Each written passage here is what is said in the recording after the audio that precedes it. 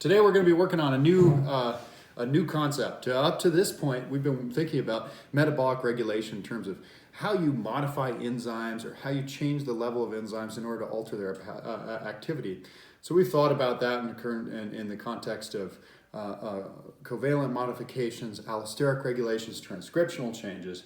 But there's another really important factor that controls the flow and activity of metabolic pathways, and that's flux. And as it turns out, the balancing of flow of carbon in systems is its own way of controlling metabolism, metabolic rates.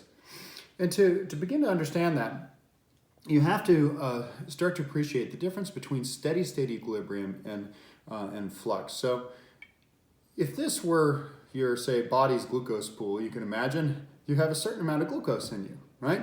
So if I were to ask how much glucose is in you, you would say this amount.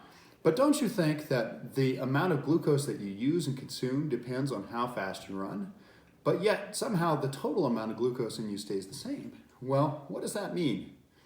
What it means is that you are a system, a biological system where you have a certain amount of material, and there's a certain amount of flux that flows through your system. And even though the flux can be faster or it can be slower, what it means is that as carbon enters the system at a particular rate, it leaves at a particular rate.